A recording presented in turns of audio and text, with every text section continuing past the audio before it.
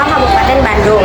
Pada kesempatan kali ini saya akan mewawancarai Ibu Endah yang berprofesi seorang guru. Ini bertujuan untuk menyelesaikan tantangan literasi pada bulan April. Menyaksikan. Waalaikumsalam warahmatullahi wabarakatuh. Perkenalkan, nama saya Nirmala Apriliani sebagai tim 3 literasi Satya Kelamera SDN Dakian. Mohon izin untuk kesediaan Ibu menjadi narasumber di bidang pendidikan. Apa Ibu bersedia? Terima kasih atas waktunya. Sejak kapan Ibu bergelut pada bidang ini? Saat itu tahun 1988 ibu keluar dari SPG ya, lulusan SPG. Nah, saat itu SPG itu setara dengan SMA. Nah, pada zaman itu keluaran SPG itu udah bisa boleh langsung mengajar. Jadi sejak keluar dari SPG ibu langsung mengajar tahun 88 ya. Jadi dunia pendidikan bagi ibu sudah tidak asing lagi karena sudah berkutat hampir 26 tahun ibu bergerak di bidang pendidikan. Selama bergelut di dunia pendidikan, tantangan apa saja yang Ibu hadapi selama ini? Banyak, apalagi di zaman ibu yang zamannya masa namanya apa ya, manual, sekarang harus bergelut dengan masa digital. Jadi otomatis tantangannya sangat banyak. Tapi terutama di bidang pendidikan itu tantangan yang paling utama adalah bagaimana kita bisa berkolaborasi atau berinovasi di dunia pendidikan yang zaman mana menjadi digital. Itu tantangannya sangat banyak ya. Jadi ilmu-ilmunya juga harus terus dikembangkan, tidak hanya berpusat pada guru, tetapi sekarang justru harus berpusat pada siswa.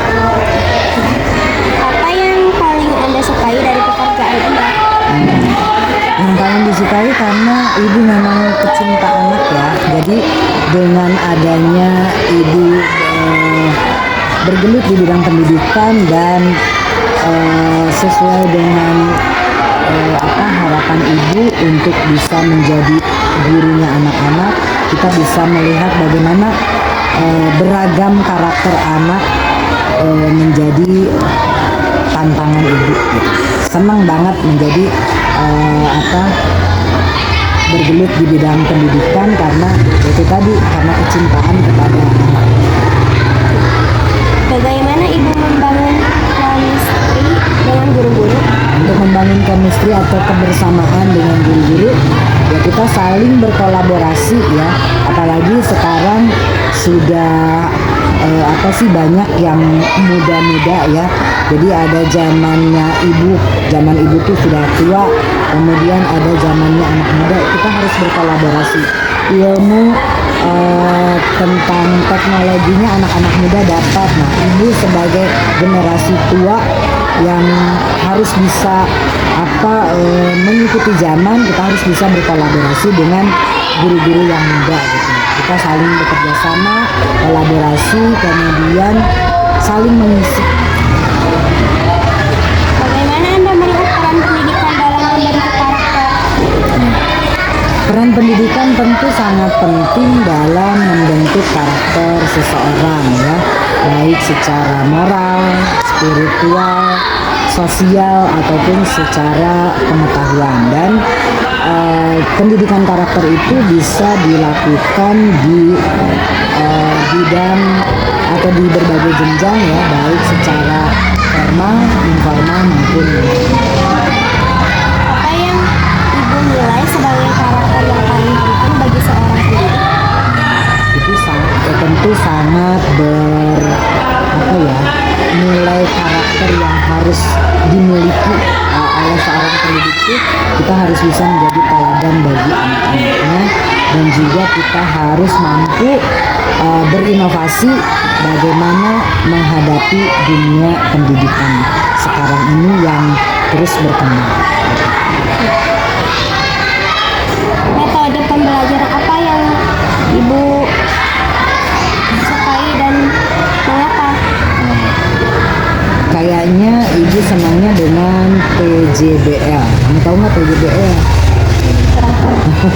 PJBL itu apa ya? Pembelajaran berbasis project gitu ya, project based learning. Jadi ketika pembelajaran itu harus menghasilkan satu produk yang membuat para siswa itu antusias untuk bisa bekerja berkolaborasi dengan sesama kelompoknya gitu, membangun chemistry untuk bisa mewujudkan satu project dalam hal pendidikan.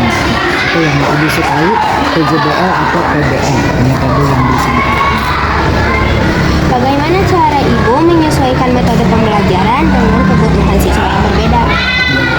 Itu banyak dengan cara ada sistem asesmen dulu ya.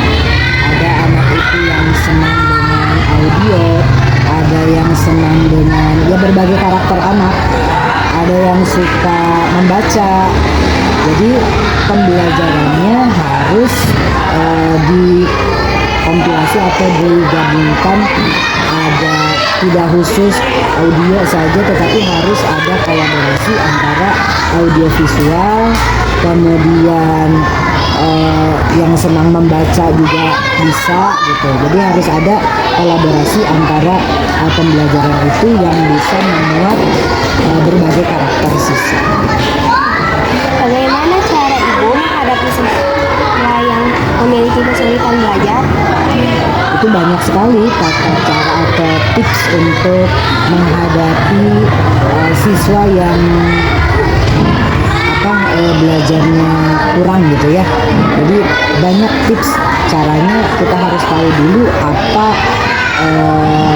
kendalanya dari anak tersebut kok malas belajar. Jadi kita harus cari tahu dulu bagaimana apa sih kronologisnya kok malas belajar.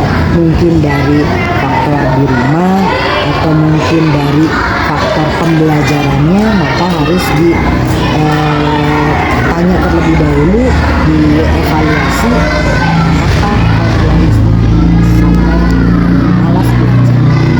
Dari pernyataan anak tersebut kita bakal tahu apakah si anak ini tidak suka dengan audio. Nanti kita harus cari tahu dengan pembelajaran yang harus sesuai dengan karakter atau minat.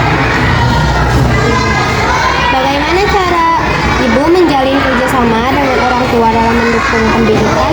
Ya jelas itu sangat penting dan memang harus communication ya.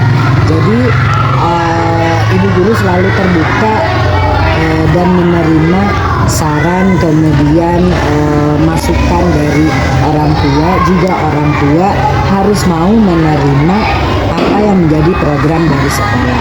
Otomatis kerjasama yang baik antara orang tua, ibu sebagai guru di sekolah, kemudian itu harus sama-sama berkomunikasi dan menjadi tujuan yang sama dalam mengembangkan pendidikan atau pembelajaran di sekolah gitu. Tentu harus ada kerjasama antara keberhasilan pembelajaran itu tidak hanya didukung, tidak hanya dihasilkan oleh guru saja, tetapi orang tua juga ikut mendukung suksesnya pembelajaran di sekolah.